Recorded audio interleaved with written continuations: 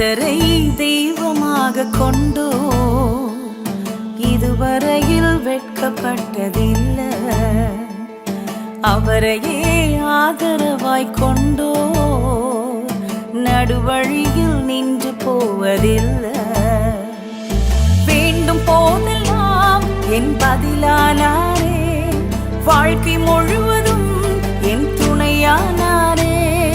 ஜெபிக்கும் போதெல்லாம் என் பதிலானாரே, வாழ்க்கை முழுவதும் என் துணையானாரே. ஆராதிப்போமே அவரை.